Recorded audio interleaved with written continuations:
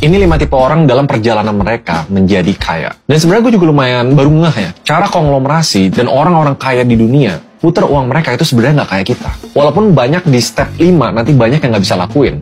At least kalian ngerti caranya dan konsepnya. Ini bener-bener gimana cara uang, bukan cuma uang kalian, tapi uang orang lain bekerja untuk kalian. Sebelum gue bahas rahasia orang kaya, kita bahas rahasia orang miskin. Step 1, debtors.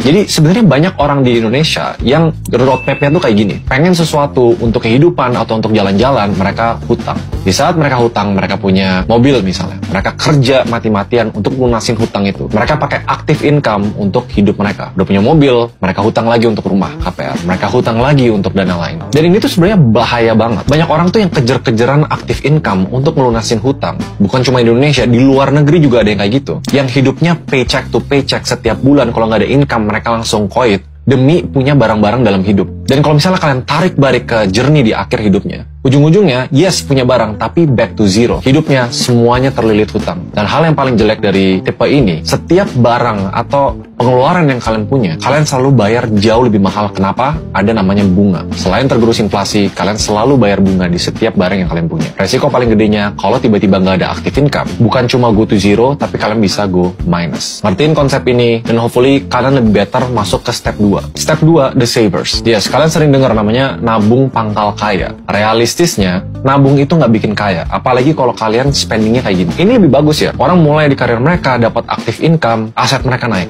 cash mereka naik. Mereka mau beli mobil, dihabisin ke nol. Karena ya, gue udah susah-susah kerja ya, gue pengen beli sesuatu. Apa-apa, kerja lagi. Beli rumah, ada cicilan dikit mungkin. Beli rumah, back to zero. Dan siklusnya berulang terus. Kerja, kumpulin duit, habisin duit. Kerja, kumpulin duit, habisin duit. Yang bikin tipe 2 ini lebih better, karena kalian nggak bayar bunga. Kalian dapat barang lebih lama, spending uang lebih lama. Tapi downside risk-nya, seandainya nggak ada active income, kalian nggak bakal namanya terjerat hutang atau diketokin orang mau nagih hutang. Dapat barangnya lebih lama. 2 kategori ini, menurut gua, ini yang bikin orang terjerat kemiskinan, atau bahkan nggak bisa naik ke middle class. Nah, tipe ketiga, itu orang-orang yang menurut gua mayoritas di middle class. Mereka nabung, kerja, fokus di active income. Pas udah punya duitnya, mereka pakai, nggak semua, tapi mungkin 50% dari tabungan mereka. Untuk beli mobil, untuk beli rumah, mereka nabung. Mereka beli barang lagi. Tapi di ujung dari perjalanan kekayaan mereka, oke, ada nih ternyata uang sisa yang gue bisa pakai buat gue pensiun. Atau uang sisa yang gue bisa kasih ke anak gue untuk gue warisin. Jadi di ujung perjalanan finansial kalian nggak back to zero. Ada sesuatu yang bisa diputar, diwariskan, atau dipakai untuk pensiun. Dan gue rasa sebenarnya banyak middle class yang stuck dengan mindset ini. Salah nggak? Nggak juga. Karena ini emang first step orang untuk benar-benar maksimalin uang bekerja untuk mereka. Nabung itu financial habit yang paling foundational, yang mungkin nggak bikin kalian kaya, tapi setidaknya nggak bikin kalian miskin. Sekarang kita ngomong tentang middle upper class, yaitu tipe keempat. Kalian perjalanan nyari active income. Kalau di tipe sebelumnya, nabung, spending, lanjut nabung. Tapi di upper middle ini, kalian nabung, spending dibagi 2 sekarang. Satu emang untuk spending, satu emang untuk konsumtif, satu untuk produktif, atau namanya aset apresiatif. Ini bentuknya bisa investment, bisa beli properti, saham, surat berharga. Jadi sekarang chartnya ada 2 line. Satu yang emang tabungan kalian, satu kalian punya aset yang bakal naik terus. Kalau kalian tarik lagi financial chartnya ke belakang, karena kalian punya apresiatif aset dengan lifestyle yang sama,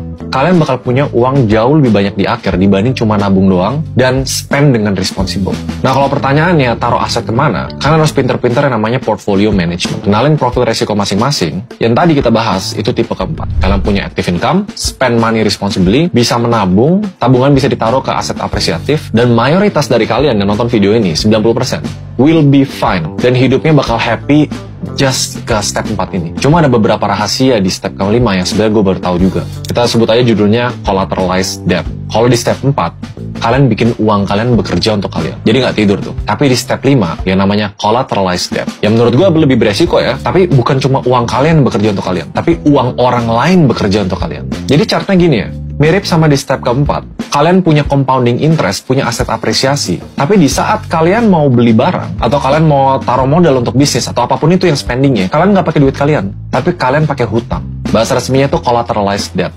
Karena analoginya gini ya, kalau kalian punya 1 miliar, di step ini, 1 miliar itu kalian keluarin 500 juta untuk beli mobil, 500 juta untuk diinvestasi, atau membeli aset. Nah, orang-orang kaya, biasa 1 miliar itu, semuanya dibeliin aset. Aset itu sebagai jaminan untuk hutang, hutangnya dipakai buat beli mobil. Jadi investasi kalian tuh nilainya 1 miliar, dan dia selalu apresiatif. Walaupun teknik ini sebenarnya belum banyak dipakai sama mayoritas orang di Indo, tapi ternyata ini yang dipakai banyak orang di luar negeri. Chartnya kira-kira kayak gini. Kalau di tipe keempat, orang investasi kan naiknya pelan-pelan kayak gini. Ya jelas, karena setiap ada duit, uang investasinya tuh nggak full, karena kalian mau spending money. Yang di step kelima, collateralized debt, uang investasinya tuh full untuk membeli aset yang jadi jaminan hutang untuk kalian beli mobil, misalnya gitu. Tapi memang sebenarnya banyak banget hal sama detail yang harus dibahas dari sini. Aset yang apresiatif harus ngalahin bunga dari cicilan kalian sendiri itu. Dan kalau misalnya mulai expose dengan hutang, harus bisa diprediksi active income dan gimana cara bayar balik hutangnya. Mungkin detailnya bakal di video lain, dan menurut gue nggak perlu pusingin sampai di tahap 5 ini. Tapi ini basically, kalian punya duit, kalian bisa cari duit, kalian bisa manage duit, uang kalian bekerja untuk kalian, uang orang lain bekerja untuk kalian. Ini namanya kita bener-bener maksimalin capital gain kita. Semoga kalian ngerti konsepnya. Ini sesuatu yang baru juga gue bener-bener pahamin banget. Ya sebenarnya gue bakal pakai di bisnis-bisnis gue ke depannya. Contohnya, kalau gue punya bisnis, gue mau stok inventory, gue tahu inventory-nya atau barangnya bakal habis dalam 3 bulan, gue bakal pakai hutang untuk stok barang itu. Biar uang gue di rekening bank itu bisa dipakai untuk hal produktif yang lain, misalnya spend more on marketing, beli mesin untuk produksinya lebih gede. Harusnya kalian kebayang lah. So itu rahasia orang kaya yang nggak banyak orang tahu, dan juga rahasia orang miskin yang menurut gue harus jangan sampai kalian terjerat. Jangan kejar-kejaran, living paycheck to paycheck, active income, kejar-kejaran untuk melunasin hutang itu jangan. Jangan habisin tabungan kalian untuk semua hal konsumtif, harus selalu punya aset apresiatif. Semoga ini video gampang untuk dimengerti, karena gue nggak terlalu banyak discuss ke finance detail yang banyak bahasa-bahasa ribet, and ya bisa buka pikiran sedikit. Kalau ada pertanyaan, komen di bawah. I'll see you guys in the next video.